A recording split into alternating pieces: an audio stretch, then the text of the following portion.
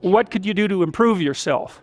Well, let's step one step backwards. The first question might be, why should you even bother improving yourself?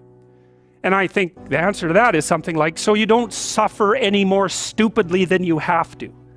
And maybe so others don't have to either. It's something like that. You know, like there's a real injunction at the bottom of it. It's not some casual self-help doctrine. It's that if you don't organize yourself properly, you'll pay for it, and in a big way, and so will the people around you. Now, and you could say, well, I don't care about that, but that's actually not true. You actually do care about that, because if you're in pain, you will care about it.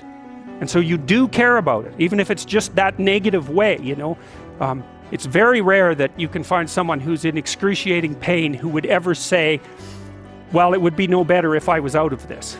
Sort of pain is one of those things that brings the idea that it would be better if it didn't exist along with it. It's incontrovertible. So you get your act together so that there isn't any more stupid pain around you than necessary. Well, so then the question might be, well, how would you go about getting your act together? And the answer to that, and this is a phenomenological idea too, it's something like, look around for something that bothers you and see if you can fix it. So now you think, well, let's say you go into you can do this in a room. It's quite fun to do it just when you're sitting in a room, like a room, maybe your bedroom. You can sit there and just sort of meditate on it and think, okay, if I wanted to spend 10 minutes making this room better, what would I have to do? And you have to ask yourself that, right? It's not a command, it's like a genuine question. And things will pop out in the room that you know, like there's a stack of papers over there that's kind of bugging you, and you know that maybe little order there would be a good thing, and you know, there's some rubbish behind your computer monitor that you haven't attended to for like 6 months, and the room would be slightly better if it was a little less dusty and the cables weren't all tangled up the same way. And like if you allow yourself just to consider the expanse in which you exist at that moment, there'll be all sorts of things that'll pop out in it that you could just fix. And you know, I might say, well, if you were coming to see me for psychotherapy, this easiest thing for us to do first would just be to get you to organize your room. You think, well, is that psychotherapy? And the answer is, well, it depends on how you conceive the limits of your being. And I would say, start where you can start. You know, if something announces itself to you, which is a strange way of thinking about it, as in need of repair, that you could repair, then hey, fix it. You fix 100 things like that, your life will be a lot different.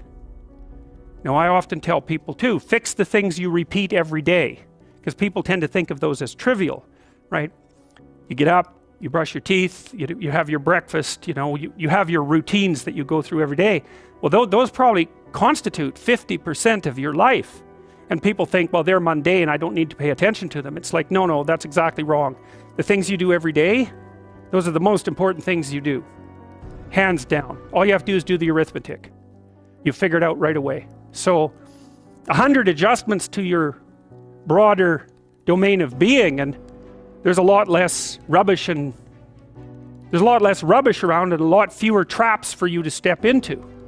And so that's in keeping with Jung's idea about erasing once you've got your mind and your emotions together, and once you're acting that out, then you can extend what you're willing to consider yourself and start fixing up the things that are part of your broader extent. Now, sometimes you don't know how to do that. So you might say, imagine you're walking down Bloor Street and there's this guy who's like alcoholic and schizophrenic and has been on the streets for 10 years. He sort of stumbles towards you and, you know, incoherently mutters something.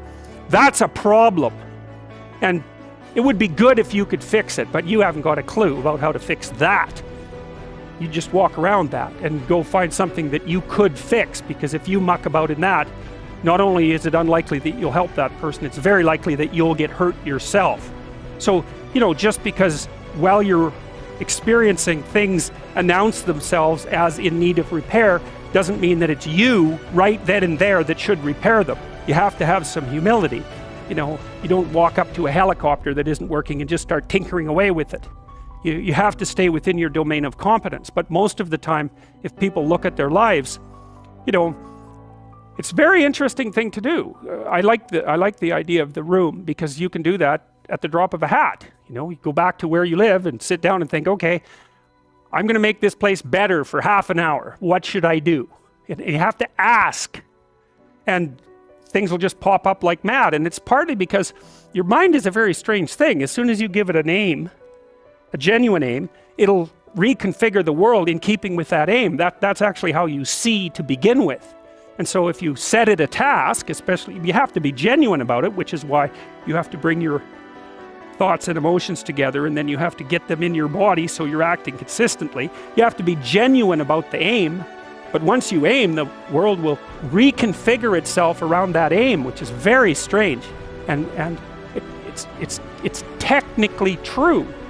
You know, the best example of that, you have all seen this video where you watch the basketballs being tossed back and forth between members of the white team versus the black team, and while you're doing that, a gorilla walks up into the middle of the video and you don't see it. It's like, you know, if you thought about that experiment for about 5 years, that would be about the right amount of time to spend thinking about it. Because what it shows you is that you see what you aim at. And that, man, if you can get one thing through your head as a consequence of even being in university, that would be a good one. You see what you aim at. And so because one inference you might draw from that is, be careful what you aim at. Right? What you aim at determines the way the world manifests itself to you. And so if the world is manifesting itself in a very negative way, one thing to ask is, are you aiming at the right thing? Now, you know, I'm not trying to reduce everybody's problems to an improper aim. People get cut off at the knees for all sorts of reasons. You know, they get sick, they have accidents. There's a random element to being, that's for sure. And so you don't want to take anything, even that particular phrase, too far. You want to bind it with the fact that random things do happen to people, but it's still a great thing to ask.